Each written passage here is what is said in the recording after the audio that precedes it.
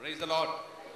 നമ്മൾ ദൈവവചനത്തിലൂടെ കടന്നു പോകുമ്പോൾ നമുക്കറിയാൻ സാധിക്കും, മനുഷ്യര് അനുഭവിക്കുന്ന എല്ലാ പ്രയാസങ്ങളുടെയും പിന്നിൽ ഒരു കാരണമുണ്ട്. അത് മറ്റൊന്നുമല്ല, ദൈവത്തിന്റെ പ്ലാനിൽ നിന്നും അല്ലെങ്കിൽ ദൈവത്തിന്റെ പദ്ധതിയിൽ നിന്നും നമ്മൾ മാറി നടക്കുമ്പോഴാണ് നമുക്ക് പ്രശ്നങ്ങൾ ഉണ്ടാകുക. അതിന് പരിഹാരം മറ്റൊന്നും അല്ല.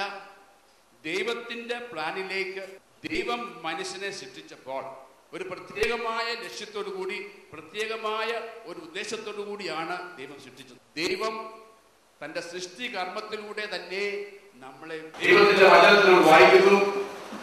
ലോകസ്ഥാപനത്തിന് മുമ്പ് തന്നെ അവിടുന്ന് നമ്മെ ക്രിസ്തുവിൽ തിരഞ്ഞെടുത്തു.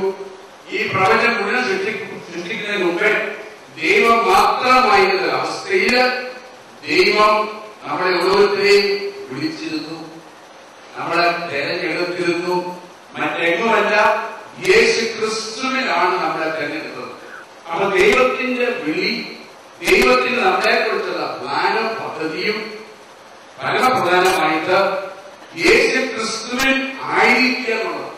യേശു ക്രിസ്തുവിൽ ആയിരിക്കാത്തിടത്തോളം കാലം നമ്മൾ ദൈവത്തിന്റെ പദ്ധതിയിൽ നിന്നും പുറത്താണ്.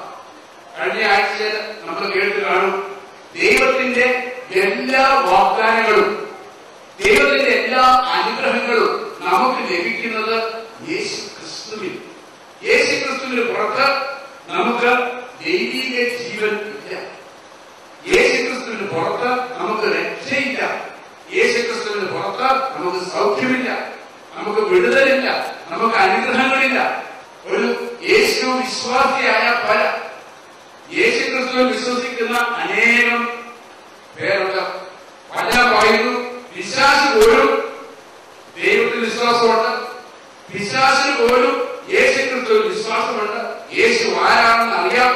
പിശാചുക്കള് ദൈവത്തോട് മത്സരിച്ച് സ്വർഗത്തിൽ നിന്ന് ഇറക്കപ്പെട്ട പോയ മാലാഖമാരാണ്.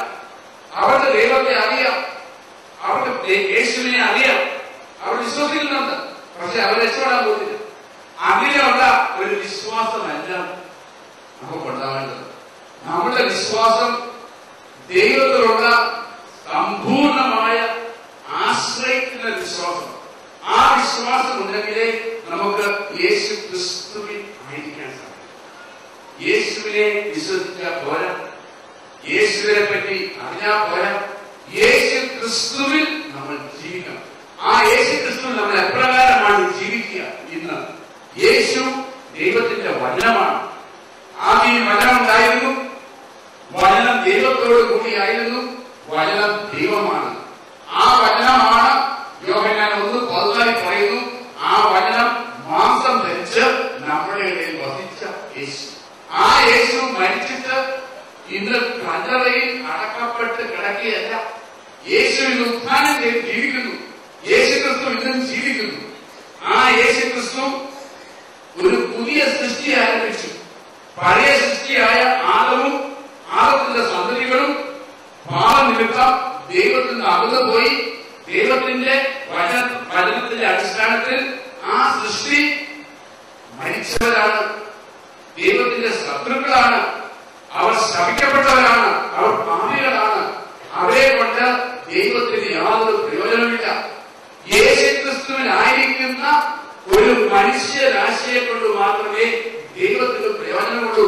കാരണം ദൈവം നമ്മളെ സൃഷ്ടിച്ചത് ഒരു പ്രത്യേക കർത്തവ്യം നിർവഹിക്കാനാണ്. അത് നിർവഹിക്കണമെങ്കിൽ നമ്മൾ യേശു ക്രിസ്തുവിനായിരിക്കണം.